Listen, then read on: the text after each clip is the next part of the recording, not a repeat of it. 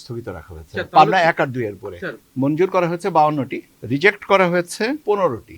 যে আপিল আবেদন আপনার ত্রয়োদশ জাতীয় সংসদ নির্বাচনের মনোনয়নপত্র জমা পরে যে সংক্ষুব্ধ ব্যক্তিরা তারা আপিল করতে পারেন এবং গতকাল পর্যন্ত আমরা আপিল গ্রহণ করেছি। আজকে থেকে আপিলের পরে শুনানি নেওয়া হচ্ছে। আমরা আজকে 70 জন প্রথম থেকে শুরু করে আজকে 70 সিরিয়াল পর্যন্ত আপিল গ্রহণ বিবেচনায় আলোচনা করেছি। আমি আপনাদেরকে সার্বিক সংখ্যাটা বলে দিচ্ছি।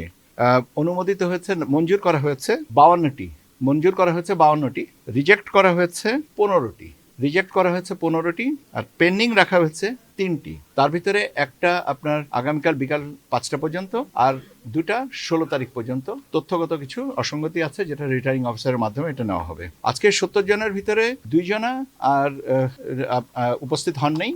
অনুপস্থিতির কারণে ওই 15টা রিজেকশনের ভিতরে ওই দুটাও। এই হচ্ছে আপনার এটা মূলত এই হচ্ছে আপনার সংখ্যাগত হিসাব। পাবনার দুটো নির্বাচন স্থগিত হয়েছে কিনা এখানে একটু তথ্যগত অসম্পূর্ণতা ছিল, সেই জন্য আপনারা যে চিঠিটা পেয়েছেন সেটাই আর কি বহাল। আপাতত এরপরে কার্যক্রমকে স্থগিত রাখা হয়েছে স্যার, পাবনা 1 আর 2 এর পরে। স্যার,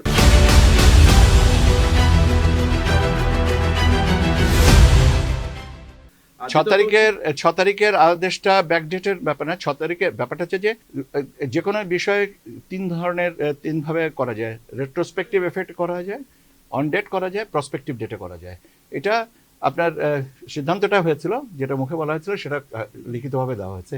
এটা তো তথ্যগত কোনো অসুবিধা নেই। কিন্তু গতকালকে কমিশন বলা হলো যে এই যে ভাই আমি বলেছি যে তথ্যগতভাবে কিছু অসম্পূর্ণতা ছিল, সেটাকে সম্পূর্ণ করে দেওয়া হয়েছে। এখন কি বলা হয়েছিল, এই অটো স্পিড না করলে চর্চাটা না করে বরং যেটা করা হয়েছে সেটাই আমি বলেছি যে আপাতত এটার উপরে কার্যক্রম স্থগিত আছে। গতকাল